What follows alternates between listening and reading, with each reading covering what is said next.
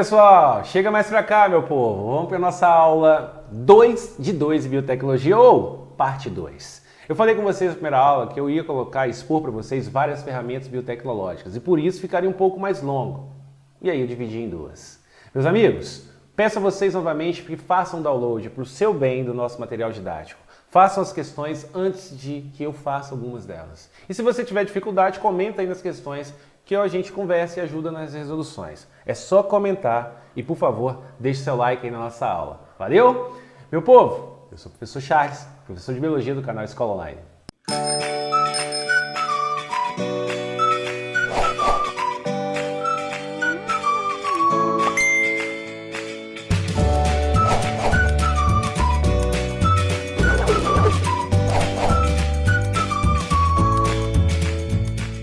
Nós começamos agora essa aula assim, pesadão, mas pesadão mesmo. Nossa senhora, a quantidade de texto, Charles, é para te mostrar o quanto isso aí é importante.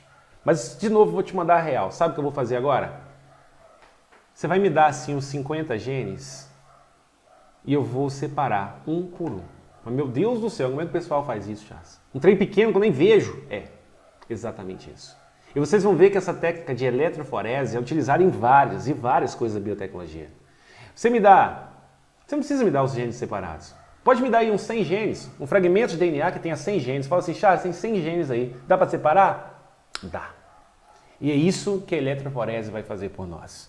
Esse slide é altamente teórico para que você dê uma lida, mas dê uma lida também no material, tá lá. Eu não vou ler com vocês slides, se é desnecessário aqui, mas você pode parar a aula e ler. Essa é a parte boa da aula gravada, né? Vejam aí, mais teoria. O que está escrito nesses slides, o que eu escrevi nessas frases de forma resumida, é o que eu vou dizer a vocês a partir de agora, então. Olha o que acontece. Como é e como, o porquê, Charles, você consegue separar genes? Primeiro, para eu separar genes, eu vou usar enzimas de restrição. Então, eu uso enzimas de restrições. Beleza. As enzimas de restrições são as enzimas que cortam os genes em locais específicos. Então, eu vou fragmentar. Eu tenho o DNA grandão, eu vou fragmentar ele em pedaços, porque eu uso 10 enzimas de restrições diferentes. Beleza. Mas aí você fragmentou, você cortou, mas como é que você separa? Anota para mim essas duas características. Tá vendo a região amarela? É a região do fosfato, ela tem carga residual negativa. Então, anota aí, o DNA tem carga residual negativa. E anota também, quando as enzimas clivarem, cortarem o DNA, elas vão cortar em genes de diferentes tamanhos. Quanto maior for o gene, menos ele consegue se deslocar. Se ele é maior, ele desloca menos. Se o gene é pequenininho, ele desloca mais. Ô Charles, por que o deslocamento? Se você parou o vídeo e leu, você já sabe o que é. Se você não leu, tranquilo, vem comigo. Olha a figura do lado esquerdo e eu vou apontar com a seta para vocês. Aqui vocês têm 5.430 Pb, pares de base. E aqui embaixo vocês têm 200 Pb, pares de base. Esse aqui é um equipamento que vai gerar um campo elétrico. Você coloca o DNA aqui onde eu estou apontando, onde está 0. Por quê? Porque o DNA tem carga residual negativa. Logo, você coloca o DNA nesse local e liga o equipamento que gera um campo elétrico. Se ele tem carga residual negativa, ele vai migrar de cima para baixo. Concorda comigo? Concorda, né? Ele é negativo, você coloca em cima, ele migra para baixo. Agora, todos vão migrar e deslocar da mesma forma, Charles? Não. Todos têm cargas residuais negativas, mas um tem 5.430 pares de base. O maior deles, e o menor tem 200. O que tem 200 anda mais. Então, quanto maior, menos desloca. Quanto menor, mais desloca. Você pode olhar isso por meio do gráfico que mostra aqui, ó, um fragmento gênico, ó, mais pesado, tá vendo? Ó, mais pesado aqui, ele deslocou pouquinho, ó, 1 centímetro. Um fragmento gênico mais levinho, com menos pares de base, deslocou 5 centímetros. Pronto. Deslocamento é inversamente proporcional ao tamanho ou à quantidade de pares de base. Beleza, você fez isso. Agora você tem que ver isso. Para que você veja isso, você coloca a amostra, o material, nesse local aqui, ó. E aí, esse material genético ele vai migrar sobre um gel de agar. Um gel. E depois que migrar sobre esse gel, você vai ter uma substância na sua mão. Um gel na sua mão, algo na sua mão materializado. que depois de um tempo você vai tratar, por exemplo, com brometo de etilha e revelar a radiação ultravioleta, você vai ver essas manchas. E essas manchas aí representam os genes. Às vezes chamam de código de barras. Não é um nome muito biológico não, mas as questões colocam assim às vezes. Pessoal, isso aí são as bandas gênicas que se formaram. Então isso é a eletroforese. A eletroforese é a base que nós temos para o DNA fingerprint, que você conhece muito bem. O teste de paternidade. Você faz a eletroforese no gel e depois você compara. Então vamos lá. O que é o DNA fingerprint? Teste de paternidade. Identificação de sequências repetidas de nucleotídeos que são diferentes para cada indivíduo. Cada um de nós tem regiões no genoma não codificante, que são regiões que a gente conserva. Então, se eu tenho essa região e meu filho tem essa região também, várias regiões em comum a mim, é porque ele é meu filho biológico realmente. A comparação dessas regiões entre pais, mães e filhos vai dar um grau de parentesco, ou mesmo entre irmãos, entre primos, vai demonstrar um parentesco genômico. Falando assim parece ser estranho, difícil, mas é extremamente fácil e o Enem cobra também. Vejam, o procedimento, você vai usar uma enzima de restrição, porque você vai ter que cortar os genes em locais específicos. Então, ó, corte das sequências com enzima de restrição. Você vai pegar essas sequências aí e vai cortá-las. Depois você vai usar um PCR, que eu já te mostrei lá atrás, a reação em cadeia da polimerase, para multiplicar o gene que você conseguiu cortar. Em terceiro, você vai separar por eletroforese. Está lembrado quando eu disse a você que biotecnologia é uma sobreposição de técnicas? Tá vendo? Para você desenvolver o teste de paternidade, você usa enzima de restrição, usa PCR e usa eletroforese. Se eu desse a aula para você só falando de DNA fingerprint, porque cai muito no Enem, você não teria essa teoria. Por isso eu tive de falar de outras. Agora, vamos usar a prática. A prática é muito simples. Foca em mim aqui, meu povo. Olho no olho. Papo reto. Se você tem um gene, esse gene veio do seu pai ou veio da sua mãe. Essa é uma questão do Enem, que eu já estou adiantando a vocês, ela está resolvida no final dessa aula. Temos um bebê. Temos que definir quem são os pais biológicos desse bebê. E a regra é muito fácil e repetida 1000 vezes a mesma coisa. O bebê tem um gene. O primeiro aqui está branco, então o bebê não tem. O segundo está branco, o bebê não tem. O terceiro, o bebê tem. Se o bebê tem, ou está no pai ou está na mãe. Terceiro, tá vendo em preto? Terceiro. Qual casal você descarta? Ou pode descartar algum casal? Pode. O casal E não tem esse gene. Nem o pai nem a mãe tem um gene. Como a criança tem? Peraí. Não pode. Tu descarta o casal E. O segundo gene do bebê, que seria o quarto, em preto, tá vendo? Vamos lá, vamos descartar quem agora? Já descartamos o casal A e o B, tá vendo? Nem o pai nem a mãe tem, não dá. O E, o casal E, já tínhamos descartado. Estamos entre o C e o D. Então vamos lá. Próximo do bebê. Tô aqui com a seta. Foca aí, meu povo. Foca. Tá aqui, ó. Casal A e B, já tinha descartado. O C, a mamãe tem. E o D, nem o pai nem a mãe tem. Ou seja, atribui-se a paternidade e maternidade dessa criança ao casal C. Mas tem uma outra forma de fazer esse exercício, e nem é sacana. Olha aqui embaixo, a última banda gênica do bebê. A última. Ou código de barras. Olha aí. Somente existe na mãe do casal C, ninguém mais tem. Se você olhasse só essa, você já diria para mim: esse casal são os pais biológicos da criança. Hã? Você é o pai. Quem nunca viu esse cara aí, hein? Quem nunca? Quem nunca? Tá aí, meu povo. Esse é o DNA fingerprinting, teste de paternidade. Ele não é só usado nessa situação, é usado em outras situações também, como o reconhecimento de um corpo, atribuir paternidade, atribuir paternidade mas atribuir ou imputar a alguém um crime de estupro, ok? E assim vai, várias coisas. Mas nos crimes de ordem sexual é muito usado, tá? Muito usado mesmo. Meus amigos, chegamos à célula-tronco. Agora vamos lá. Charles, o que é célula-tronco? Meu povo, célula-tronco é uma célula que ela está perdida. Mas ela tem um potencial enorme na vida, que ela pode ser o que ela quiser. Então ela é você. Perdida no bom sentido, tá? Não é perdida de você não ser o que você... Não, é que você vai ser astronauta, economista, matemático, biólogo, cruz credo, faz isso não. Engenheiro, médico, político, presidente da república. Não sei. Mecânico, pedreiro. Você que escolhe.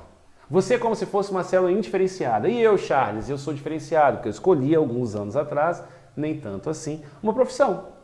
Escolhi ser bacharel em biologia, depois escolhi ser licenciado em biologia e fui para a sala de aula. Estou aqui. Aprendi um pouquinho desse trem ao longo dos anos. Eu me especializei, então eu seria uma célula diferenciada. E você? Quem diz o seu futuro é você. Quem guia é você. Então você é uma célula-tronco. Essa célula-tronco é encontrada em vários locais do organismo humano. Células adultas. Mas são encontradas também em embriões. Vocês estão vendo ali na fotografia, na imagem, desculpe, embrião, locais na pele, cordão umbilical, sangue. Mas eu coloquei uma classificação para vocês no próximo slide, que vai te ajudar mais. Posso ir? Então vamos lá, pessoal. Aliás, deixa eu ler aqui, ó, em cima de mim. Ó, são células indiferenciadas e por isso podem dar origem a tipos celulares específicos. Pode virar um neurônio, uma célula muscular, uma célula da pele. Origens: embrião no estágio de mórula e blástula, 2 estágios embrionários muito rápidos, muito poucos dias pós-fecundação. Medula óssea e cordão umbilical. Medula óssea eu tenho até hoje. Medula óssea está dentro dos seus ossos, beleza? E o cordão umbilical é retirado o sangue do cordão umbilical, mas esse sangue está na placenta. Tem células-tronco também. Meus amigos, a classificação que eu disse a vocês é essa. As totipotentes são as melhores células. São células embrionárias encontradas no estágio de mórula, aproximadamente até o 5º dia, 3º dia da nossa espécie. Ok? São células fantásticas. O mais tardar, 5. Essas células podem virar qualquer coisa, pode virar até um anexo embrionário, tipo uma célula virar uma placenta inteira, virar um córeo, virar um amnion. Beleza? Passado mais alguns poucos dias, o embrião vira blástula. As células perdem um pouco de capacidade de se transformar em outras. As células agora são pluripotentes. Elas perdem um pouco, então totipotente é o ápice, pluripotente é um pouco abaixo. Perde o que, Charles? As pluripotentes não podem virar anexos embrionários, só isso. Mas pode virar qualquer célula de um organismo adulto. E em organismos adultos nós temos células multipotentes. Alguns autores também falam de oligopotentes, unipotentes, mas a gente para aqui. As multipotentes são reconhecidas e encontradas principalmente na medula óssea, mas existe também na pleura pulmonar, testículo, polpa dentária. Algumas células do tecido conjuntivo também são consideradas células multipotentes. E pasmem, as células do cordão umbilical também são multipotentes. Muitas pessoas confundem achando que células troncos de cordão umbilical são células embrionárias. Não. Embrião na nossa espécie existe somente até a 8ª semana. Ou, desculpe, 8ª, 10ª semana para alguns autores, a maioria 10ª, melhor falar 10ª. E o resto da gestação, que se processa de mais 26 semanas, em média, 36 semanas a 40 semanas da gestação humana, é tudo feto. Então, quando nasce o cordão umbilical, já é uma estrutura adulta, já não temos células embrionárias. Bacana? Compreendido? Então, meu povo, essa foi a parte das células-tronco. Show? Vejam só. Eu falei de células-tronco antes para que eu pudesse chegar na clonagem terapêutica, que é o meu maior objetivo. Não que a clonagem reprodutiva seja ruim, mas a terapêutica é mais legal. Olha que legal. Eu tenho lá em cima em vermelho uma célula doadora. Acompanhando comigo? Então vai comigo, minha seta. Uma célula doadora, aqui em cima. Aí aqui eu vejo, ó, introdução do núcleo na célula hospedeira. Tá vendo o núcleozinho em azul? Aqui embaixo eu tenho um óvulo, um gameta. Eu tirei o núcleo dele, ó, remoção do núcleo. Então eu tenho só o citoplasma do óvulo aqui, ó. E aqui eu pego o núcleo em azul da célula em vermelho e coloco. Opa! Eu tenho agora uma célula com potencial de diferenciação absurdo, como se fosse uma célula tronco totipotente. Então eu vou promover multiplicação dessas células. E talvez eu possa clonar o indivíduo que me deu o núcleo em azul vindo da célula vermelha. Ou talvez eu simplesmente queira muitas células totipotentes desse indivíduo. Pessoal, isso pode ser feito com um ser humano adulto. Tipo eu, Charles, que tenho 36 anos. Você pega uma célula minha, coloca o núcleo dela dentro de um óvulo e multiplica essa célula, que ela vai ser como uma célula tronco. E aí você pode usar essa célula tronco totipotente para me ajudar a restabelecer alguma função que eu possa ter perdido. As pessoas que têm doenças degenerativas, musculares, degenerativas nervosas, neurodegenerações. Então vejam, isso seria clonagem terapêutica, o de baixo, ó, clonagem terapêutica. A célula se multiplica e você vai usar com algum intuito terapêutico. Agora, no outro sentido, essas células dariam origem a um embrião. Se organizariam dando origem a um embrião e você colocaria dentro de uma barriga solidária. O termo barriga de aluguel já não é usado mais. No Brasil não se pode pagar, então usa solidária. Em alguns outros países onde a mulher pode servir de, realmente, alugar o seu útero, eles usam o termo barriga de aluguel. No Brasil é proibido, ok? Então, pessoal, clonagem terapêutica permite a você obter células-tronco parecidas com as células embrionárias que você um dia teve e não tem mais. São as melhores células que tem. Show? E a clonagem reprodutiva? Não poderia faltar numa aula de biotecnologia Dolly, né? Tô falando de Dolly Guaraná. É óbvio que muita gente pensa isso. Tô de brincadeira, né, gente? Ali a gente está vendo o primeiro clone feito com, digamos, maestria pelo escocês Wilmot. Se não me engano, escocês mesmo. Wilmot. Olha o que ele faz. Ele pega lá em cima, lado esquerdo, uma ovelha da raça Finn Dorset e uma outra da Blackface. Ele pega aqui a remoção das células mamárias dela, pega uma amostra de células mamárias, e aqui olha o que ele faz. Ele pega o óvulo da Blackface, óvulo, e faz uma fusão, mas não percam. A Blackface, ele tirou o núcleo, não o útero. E o núcleo aqui vem da Finn Dorset. Ele faz essa fusão, multiplica essa célula tronco até chegar a um estágio embrionário e implanta em uma barriga de aluguel solidário. Será que ela deixou? Será que ela recebeu? Acho que foi solidária, ela permitiu. Aqui, ó, dessa outra Blackface, ela foi usada como uma barriga solidária. E deu origem aqui a Dolly. Dolly é clone da primeira ovelha Finn Dorset porque doou o núcleo. Beleza? Agora, uma pergunta que eu vi já em vestibulares de medicina, mas pode vir no Enem também. Dolly tem alguma característica ou alguma carga genética da ovelha lá de cima, lá em cima, olha lá em cima, a Blackface, doadora do óvulo. O óvulo foi retirado do núcleo, mas eu quero saber, Dolly tem alguma carga genética dela? A resposta é sim. Dolly possui 100% de suas mitocôndrias iguais às mitocôndrias da ovelha que doou o óvulo.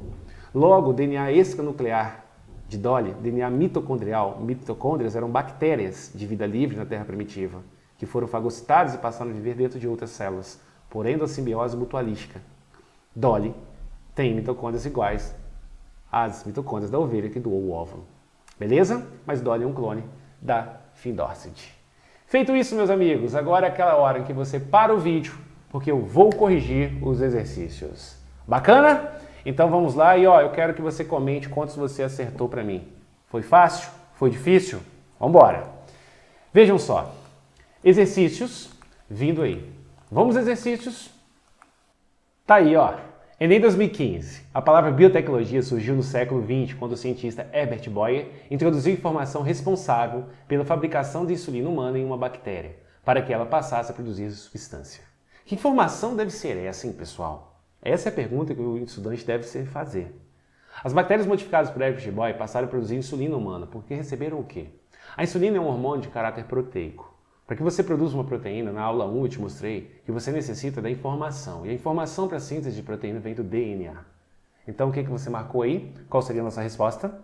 As bactérias receberam a sequência DNA codificante da insulina humana. E aí elas produziram RNA mensageiro e esse RNA mensageiro foi traduzido na proteína insulina, que é o hormônio. Ok? Certo? A segunda que a gente escolheu diz que a utilização de células-tronco do próprio indivíduo, o autotransplante, tem apresentado sucesso como terapia medicinal para a regeneração de tecidos e órgãos cujas células perdidas não têm capacidade de reprodução, principalmente em substituição aos transplantes, que causam muitos problemas devido à rejeição pelos receptores. Meus queridos, o autotransplante pode causar menos problemas de rejeição quando comparado aos transplantes adicionais realizados entre diferentes indivíduos. Isso ocorre por quê? Essa é uma questão que muitas pessoas perguntam. Então vamos ver o que você marcou. Vamos analisar essa resposta. Células-tronco, obviamente, por serem doadas pelo próprio indivíduo receptor, apresentam material genético semelhante. Por que semelhante? Ao longo da vida, algumas células elas acumulam perdas progressivas. Células vão acumular perdas progressivas. Ao se implantar uma célula-tronco, mesmo vinda do próprio indivíduo, ela vai ter uma diferença genômica, às vezes e quase sempre o DNA a mais. Não é que ela tem genes e mais genes diferentes, porque ela é do próprio indivíduo, mas tem uma diferença genômica. Nesse caso foi preciosismo colocar isso na resposta, torna ela mais estranha, né? Bem esquisita, Charles, eu ouço muito isso, mas essa é a nossa resposta. Células-tronco, por serem doadas pelo próprio indivíduo receptor, apresentam material genético semelhante. Beleza? Letra A, células-tronco provenientes. Aliás, letra A fala, células-tronco se mantêm diferenciadas após a introdução no organismo receptor, não dá. Quando é introduzida, ela deve se diferenciar nas células do tecido que foi colocado junto. Células provenientes de transplantes entre diferentes indivíduos envelhecem e morrem rapidamente, não faz o menor sentido. A D fala que células transplantadas entre diferentes indivíduos se diferenciam em tecidos tumorais do receptor. Uai, e eu, hein?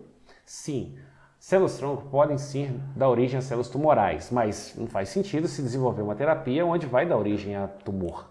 E letra E fala que células provenientes de transplantes convencionais não se reproduzem dentro do corpo do receptor. Gente, se a célula proveniente de um transplante convencional não se reproduz, quer dizer que o órgão deteriora desde o momento em que ele foi colocado, o que é um absurdo total. Show? Autotransplante.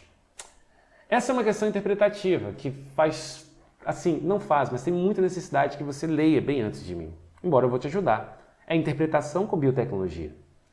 Estudos mostram que através da terapia gênica é possível alterar a composição e aumentar a resistência dos músculos. Nos músculos normais, quando há necessidade de reparos, as células satélites são atraídas por sinais químicos emitidos pela lesão, se reproduzem e se fundem às fibras musculares, aumentando assim o seu volume. Foca nisso. Quando há uma lesão, a célula satélite vai para lá. Aumenta o volume do músculo, ou seja, hipertrofia a célula e, além disso, cura a lesão.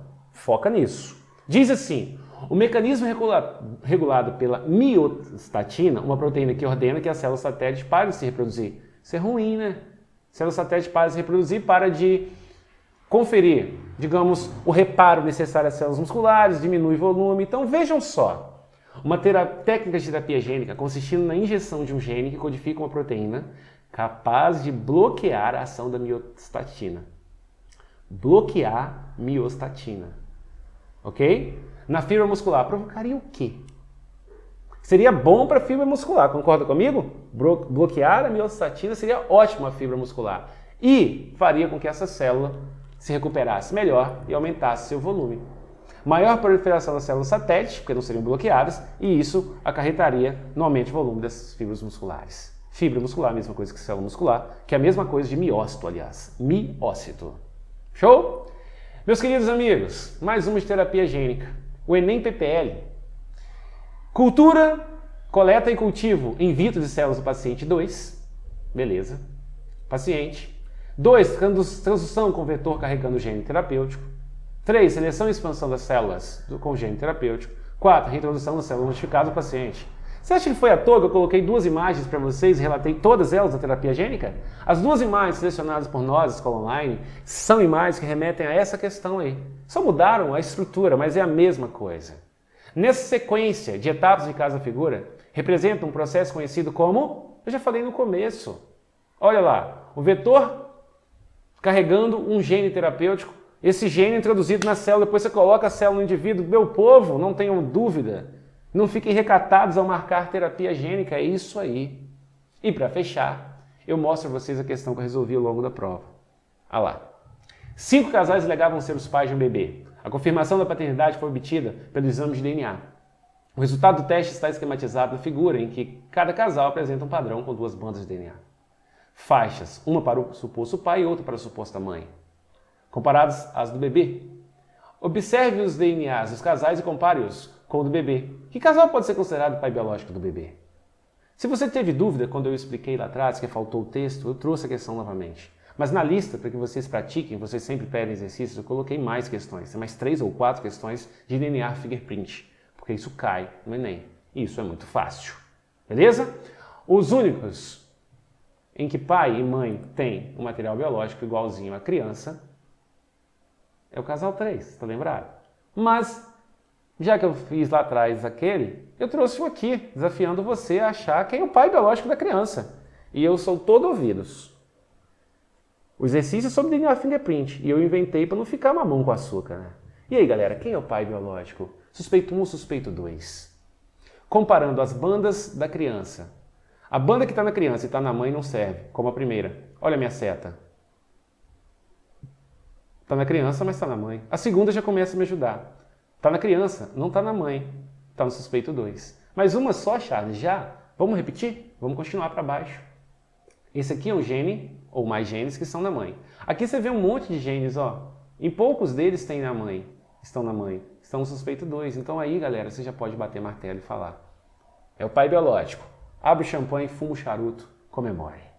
Meus queridos, só fechando outro exercício, embora você já saiba, esteja chovendo no molhado, os pais biológicos São os casais 3. Galera, na lista tem exercícios. E na nossa plataforma vai surgir aí uma região onde vocês vão poder fazer exercícios online também.